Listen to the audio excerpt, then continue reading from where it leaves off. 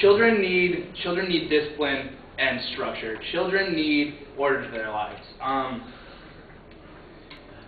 Sports work great for this. Sports are, they're a wonderful thing to give children some order and some function to live off of. It builds up a basis for the person. It gives them structure to live off of their entire lives. Having those personality traits can lead to better grades in school, a better job in the workplace, and a happier personal life. Wouldn't it be great, though, if we could mix that with higher learning, with higher education, building a structure and functionalism for your life, and mix that with increased brain power? We have that already. And these programs are being cut at a phenomenal rate by school boards across the districts, like all across America. And it's school band, middle school and elementary school band in particular. These programs are being cut. They're the first to go with budget cuts. There's budget cuts all across the United States right now. And the arts are the first to go, and especially band, because people see it as extemporaneous and wasteful. But I myself was in middle school band. It afforded me a lot of opportunities too. I played percussion in it. It's something that still lives on with me to this day. I still play music whenever I get the chance.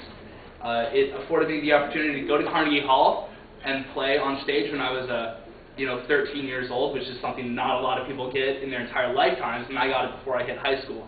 I played the birthplace of our most beloved president, Richard Milhouse Nixon, right over near Olinda, his birthplace, the Richard Nixon Memorial Library. And I also, went on a few road trips to San Diego, San Francisco, and we got the highest honors at the band festivals. They were great experiences I had in my young life, as a little tiny blonde kid. And they've shaped me for a lot of things. That was a defining part of my middle school existence.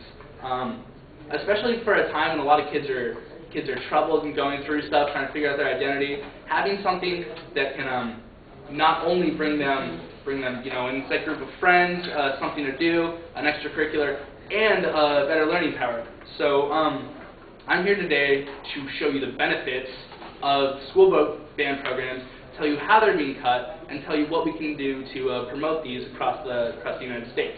I know how you guys love facts, so I got a nice little list right here. The source is from a study at Princeton from the College Entrance Examination Board.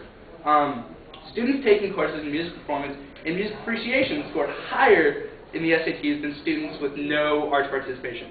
Music performance students scored 53 points higher on the verbal and 39 points higher on the math. And music appreciation students scored 61 points higher on the verbal and 42 points higher on the math. These right here, studies done by Princeton, for God's sake. That's it's pretty high up there, pretty respected source.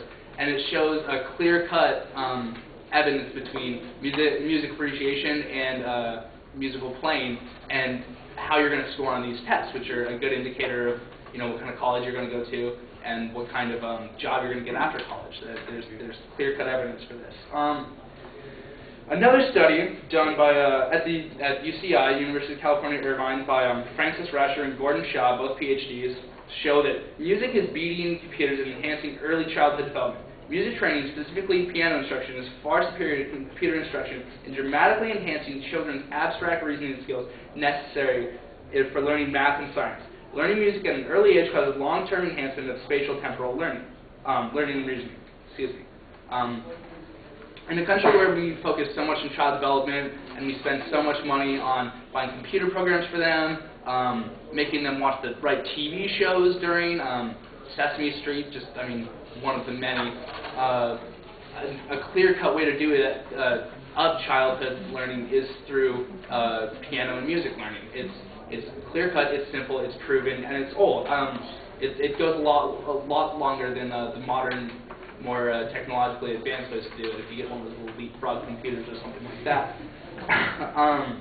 Another fact, according to the National Education Longitudinal Study of 1988, music students received more academic honors and awards than non-music students. A higher percentage of music participants received A's and B's than non-music participants. And that's the National Center for Education Statistics from Washington, D.C. Again, clear-cut results, how music works. The more you give these kids, the more structure you give them, and the higher their learning capacities are going to be. This is going to lead to America's youth being smarter, more productive. This is especially important in one of the world's most powerful countries that's ranked number 18 out of 36 countries in educational performance. 18, do you guys remember who got 18th place in the last Olympics? No, because no one cares. If you're not up there and you're not a forerunner, then you're going to get left behind. And while other countries are learning at higher rates than we are and have higher educational success, we're dropping behind because we're cutting these programs left and right. We're cutting the arts and just sticking to math, science, language arts, and history. While those kind of programs are great, traditional learning in those ways, they need something to go with them. They need some enhancement. Enhancement programs like the arts, especially band, help higher learning rates overall. The arts are one of the 6 subject areas in which the College Board recognizes as essential in order to thrive in college. That's from academic preparation for college, what students need to know and be able to do. The College Board in New York. They're the people who put together the SATs. So while, like I was saying, while those basic history, language arts things are important, people who are more well-rounded, have more extracurriculars, are more likely to get a good shot at higher education, especially when it comes to scholarships, trust, and things like that. While some schools, like PS37 in Queens, New York, had student prodigies step in and start leading his band when he was only in 5th grade because they could no longer afford to pay for the band teacher, that's a great idealized version of what could happen all around the country.